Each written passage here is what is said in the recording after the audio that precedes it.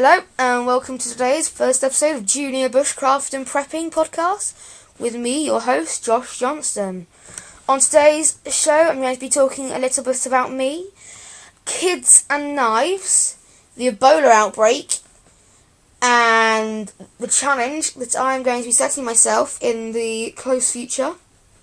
I'm also going to be looking at a bit about the Bushcraft show 2015 and how kids can get more involved instead of being a backseat passenger. So, let's get on with the show.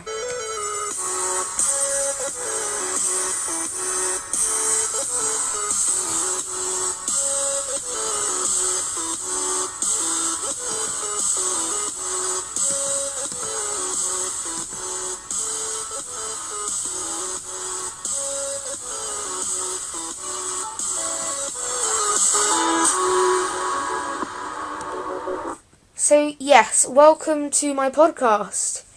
First on the agenda is me. So I'm just going to give you a bit of background information on who's actually talking and how I got into Bushcraft. So my dad's been intrigued in it for, 2-3 years, and I thought it was a bit obsessive, but it's only in last year that I've taken an interest, and an interest turned into a hobby, turned into a way of thinking, really. Bushcraft and prepping, they are very similar. You can't have one without the other. I'm 13 at the moment. I'm a kid, junior, amateur, prepper, bushcrafter.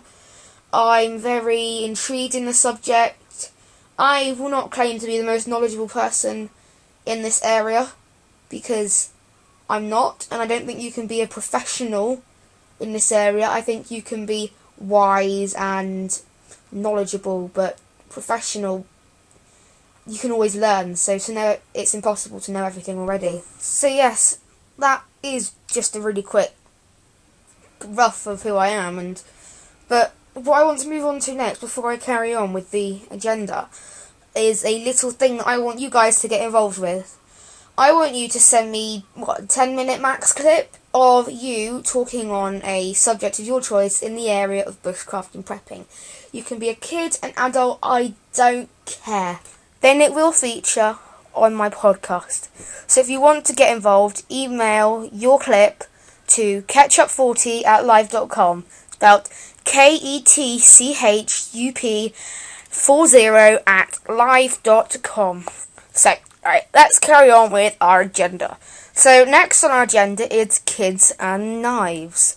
Now, this is a very well-spoken topic, and there are a lot of people who think, oh my god, kids with knives, dangerous, dangerous, dangerous. But in reality, they're not. They aren't. It's just, it puzzles me to this day. Parents are like, or some parents are like, kids, no, knives. But other parents, and this still confuses me, are like, oh, well, I don't want my kid having a class-down knife. If they're going to get a knife, they're going to get a sharp and heavy-duty one. But I don't want my kid having a heavy-duty one. So, why didn't you just get them a cheap one? I've recently got an Anglo-Arms knife off Springfield, and I'm looking at more knives on AliExpress. They're cheap, but they're knives. They do their job. They're not blunt, they are sharp. You can carve with them. You could even do animal food prep with some of them. Like my Anglo-Arms one off Springfield, I'm going to use as my meat knife after I've redone the handle. But that's not the point. The point is parents don't give the child the chance to show their responsibility. They tell the child that once they can prove they're responsible with a knife, they can have a knife. But to prove they're responsible with a knife, they need to show the parent using the knife. It's a circle which just goes round and frustrates me, kids, and I'm sure a lot of other people out there. I guess some kids can't be trusted, and I'm asking the parents to think more carefully. If you go to events like Bushcraft Show, Wilderness Gathering, there are knife safety courses. It's like parents are oblivious. Even I feel like I do it sometimes. I don't think people should be doing something because I personally give them the benefit of the doubt and say, prove it to me then. So I'd just like to see more kids trusted out there, because it's just a bit, they're being given an opportunity to show themselves and show how responsible they can be, but they're not being given it. Ebola. Ebola. I'm sure you've heard loads about it on the news. Everywhere you go, people are talking about Ebola. So, what is Ebola? Well, Ebola is a virus which, once you catch, you're nearly probably going to definitely die.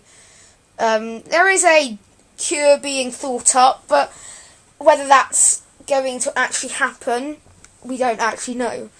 So I'm going to go over a few things of how we can prevent or lessen our chance of catching Ebola.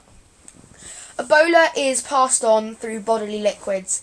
Any type of liquid, whether that be a minuscule amount or massive amount, that makes contact with cells in another person's body, that is how it's transmitted.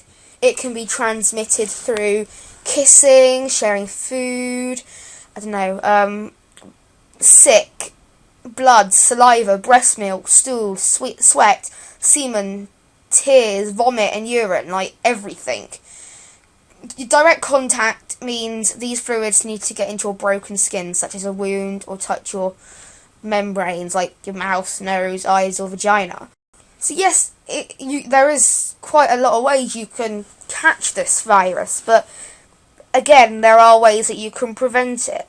When it comes to the moment where Ebola will come into the UK, which I am more than 100% positive that will happen one day, sharing food, in my opinion, a no-go. Absolutely not. Even the tiniest tiny bit of saliva on food, or tiniest bit of anything that you could have accidentally passed on through your food, is a no-go.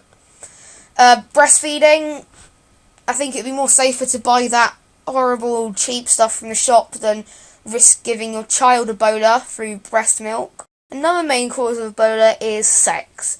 Having sex with an Ebola patient or someone carrying the Ebola virus will almost definitely give you Ebola. You can get Ebola through sex with an Ebola patient. The virus has been able to live in semen for up to 82 days, which means sexual transmissions, even with someone who has survived the disease for months, is possible. So, sex with an Ebola patient is very, very, very likely to give you Ebola. Obviously, you might not know they have Ebola, so just be very wary of that. And there's not really a way of me to tell you how to solve that, because I don't really know much in that area about Ebola, but that's for you to decide and for you to be wary of. Again, kissing is another big Ebola giver. If you come to the UK and you don't know how you have Ebola, and then kissing can be a big risk. You can also catch Ebola through eating wild animals infected with the Ebola or coming into contact with their bodily fluids. The fruit bat is believed to be the animal reservoir for Ebola, and when it's prepared for a meal or eaten raw, people genuinely get sick, so stay away from the fruit bat. And if Ebola comes to the UK, it's not a time to be going to eat wild animals. So if you're going into Bushcraft type of mode, we've got to eat wild animals and stay away from shop food. Well, it's basically asking for Ebola, really. You can get Ebola through contact with an infected surface. So Ebola is easily killed with disinfectants like bleach. If it isn't caught, it can live outside the body on, say, a doorknob or countertop for several hours. In body fluids like blood, the virus can survive for several days. So you need to touch an infected surface and then put your hands in your mouth and eyes. This is why the funeral of Ebola victims are problematic. Someone who has died from the virus will have a very high viral load, since the virus can only live in bodily fluids in their body. If you participate in the ritual washing of the Ebola victim and then touch your hands to your face, you could get the virus. Well, I'm not sure how many of my listeners are actually Ebola victim washers, so I don't know if that probably won't apply to many of you. There is also a Ebola update every night on BBC. Like the Oscar Pistorius trial, they had a coverage every night. They've now got Ebola every night, so if you want more, then either go onto the BBC News website or any news website. Any news channel will probably have coverage. Or you can email me any of your questions on ketchup40@live.com, and I will reply to you as honestly as I can. It doesn't matter if I know or don't know the answer, I will reply to you. So, let's have a look. What's our next topic? My challenge. Oh, I've been looking forward to this one. So, part of our school charity at the moment is to build a care home in Ethiopia for a charity called Stand By Me. And my target this year is to raise more than £500 for this charity and the chance to go to Ethiopia. So my challenge is I'm going to live off the grid in somewhere random like Dartmoor, Wales, Scotland, with only basic survival equipment, nothing fancy, like no extra water, no extra food, basic ration pack and basic water supplies, and I will need to live in that area for 5 days on my own with my dad, and we will have to catch our own food, find our own water. We're going to be basically doing a castaway of our own to raise money. And as I said, I hope to be raising £500, and I will have a Just Giving page set up soon if you'd like to donate, and there will be more information on that in the future. So, Bushcraft Show 2015. So the Bushcraft Show this year is again in Derbyshire, and it is at Beehive Farm, Woodlakes, Derbyshire. And it is exactly 212 days, 19 hours, 45 minutes, and 10 seconds until it starts. We've got they have got a wide variety of people speaking this year. So we've got Lofty Wiseman, the famous. Everyone knows who he is. If you don't, then why are you listening? Lofty Wiseman, who'll be doing Lofty's life stories. Dr. Sarita Robinson, who I particularly enjoyed last year, will be talking about how to survive the apocalypse. That should be quite interesting for you preppers out there. We got Johan Skolman, the complexity of wilderness performance. Ray Goodwin, paddling the blood vein. Some Perry McGee, following in his footsteps. Jason Ingemels, Deer from Top to Tail. Lisa Fenton. Rick Minter on Britain's Big Cat Safari. Paul Kirtley, who is integrating bushcraft with modern outdoor life. David Scott Donnellan, who's The Earth Speaks. Bit of Jeffrey Guy, enriching experiences and educating with bushcraft. And a new one, Sally Midduch, personal hygiene in the field. So that should be rather good, and I really want to see more kids there this year. And the kids that I did see, they weren't really doing anything. There are loads of opportunities for kids there. There's canoeing, kayaking, stands, stalls. The event speakers are amazing. If you don't go to them, then that is basically half of what you're paying for in the weekend. The event speakers. Like last year, Lofty Wiseman and Cody London, they were just phenomenal. Absolutely phenomenal. You would just be missing a lifetime opportunity if you didn't go and see some of those people. Like last year, the weather wasn't brilliant, but you still had a good time. What did I do? I went to some of the talks, a lot of the food prep talks. I went on the lake a few times. Spent a lot of time in the Speak shelter. They had Steve Batchel last year, Cody Lundeen from Dual Survival. Loads of people. So it is really a good opportunity for everyone.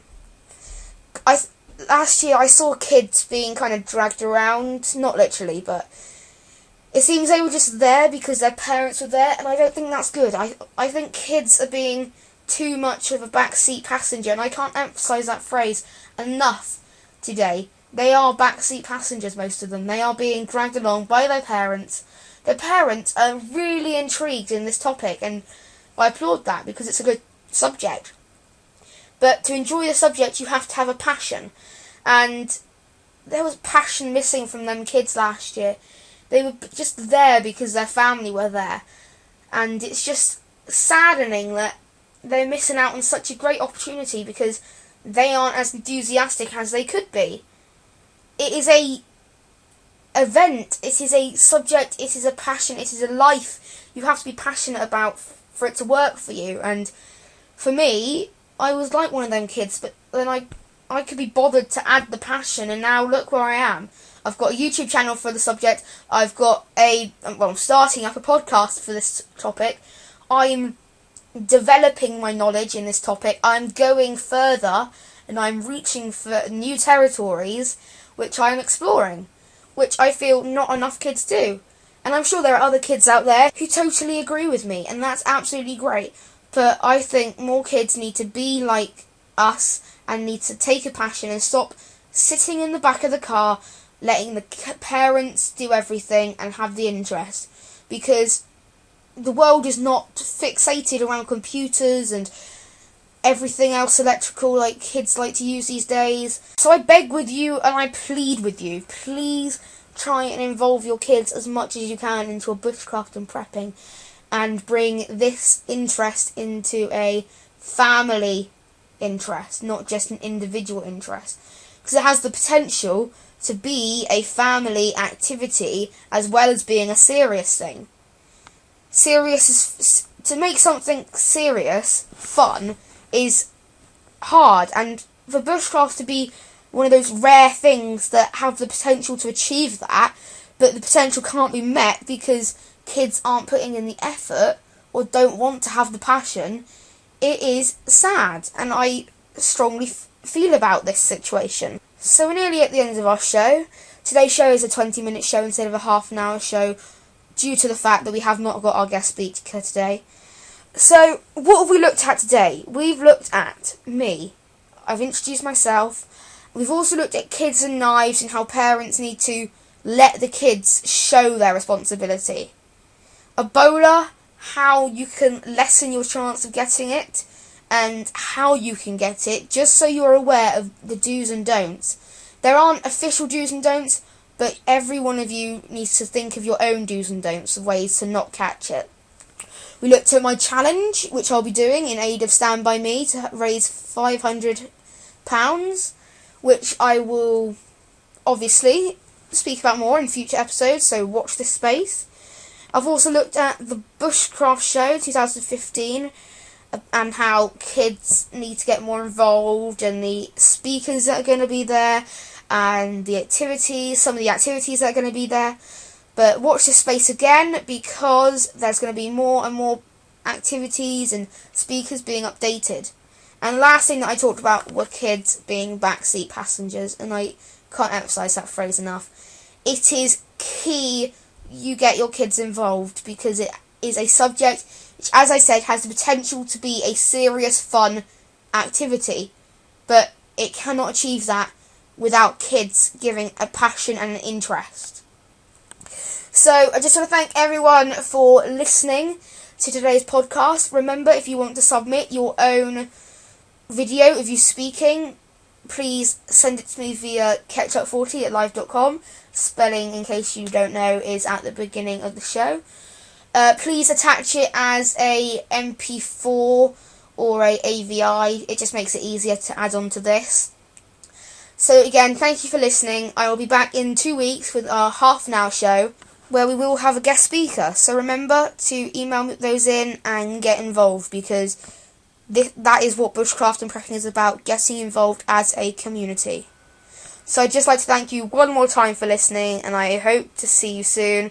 Goodbye and thank you. Keep bushcrafting, keep prepping, keep loving it.